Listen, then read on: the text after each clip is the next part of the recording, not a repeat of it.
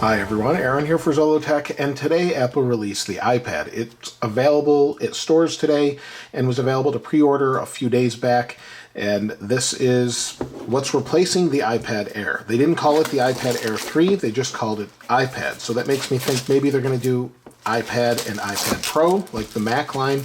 We're not really sure. They tried this with the iPad 3, not calling it anything but the new iPad, so it's hard to say what this one is going to be, but let's open it up. It comes in at $329 with 32 gigabytes of storage. It comes in silver, gold, or space gray. This is actually the silver model. And instead of iPad Air 3, it's just iPad, and that means it's basically the base model now. So it looks just like an Air 2 as far as the front is concerned, but it's got the thickness of an Air 1 actually. So let's pull this out of here. We'll set this aside for just a moment. And just like any other iPad, it comes with your literature here, your lightning cable, your wall adapter. Let's open this up. And we get our stickers, just like we'd expect. Nothing really exciting there. The main thing here is the price and what you're getting for that price. Now, in the past, iPads of this size with a 9.7-inch display come in usually at $499 and go up from there. Now we've got $329 up to about $500, and then we have an iPad Pro that goes much higher than that. Let me take this bottom off here.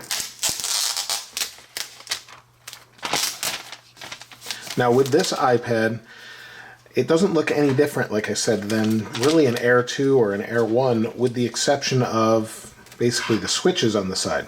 So on this side, we have nothing on the left. On the bottom, our lightning and speakers. And then we've got our volume up and down here. No other microphones along this side. The microphones on top and on back, along with our power, sleep wake button, camera, and that's it. So this is a 32 gigabyte model. Let's turn it on here. And just for a comparison, this is a little bit different than the iPad Air 2 in the sense that it's not a laminated display. So Apple didn't put an anti-reflective coating on this or laminate the display. This is good and bad. It's good in the sense that you can actually repair it more easily, and if the glass breaks, you don't have to replace the glass and the LCD. They're separate components. However, it's bad because you're going to get more reflectivity, and also there's a little bit of an air gap that you can see right there. So it's not a big deal. Most people aren't going to mind it, but some may, and if they do, they can get a refurbished iPad Air 2 or get an iPad Pro. So here is my Air 2, and it's actually updating to 10.3 right now, but you'll see they look very similar from the front. Not really any difference there, but from the side, there's actually a little bit thicker noticeable thickness here on the new iPad. It's about 1 millimeter thicker or so, something like that. It's 7.5 millimeters, so it's not really thick, but it's a little bit thicker. The nice thing is, though, the new iPad has a faster processor in it. It has Apple's A9 processor, which runs at 1.85 gigahertz. It's a dual core with an M9 coprocessor. It also has a larger battery than the iPad Air 2 because the case is a little bit thicker.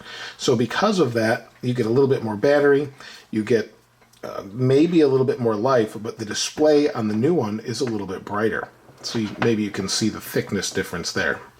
It's noticeable if you're holding them side by side, but most people that pick this up won't know the difference. It's also slightly heavier by 0.07 pounds, so it's not much of a difference there. Like I said, the display is actually brighter as well. So let's push home to open. I went through the setup on the iPad, and now it's completely frozen. It has 10.3 on it, and it came installed with 10.3, but now it won't do anything. Let's see if I can get it to restart here or do something. It just froze up all on its own. So let me hold the power button. I guess we'll hard reset it.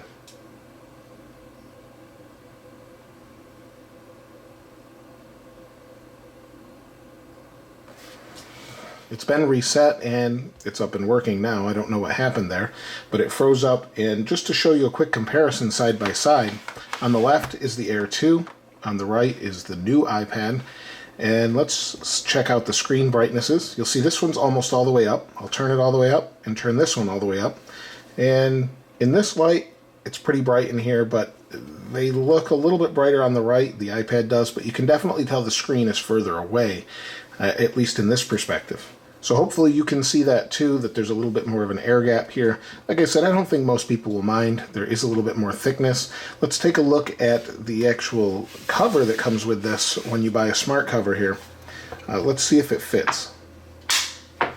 And that's from the Air 2, and it works just fine. So it turns it on and off. It looks like it works okay, and we'll unlock the iPad. So that works perfectly, so your accessories should work fine with that, and everything else. I ran a quick Geekbench 4 actual benchmark test, and you'll see it's 2370 single core, 4248 for multi-core.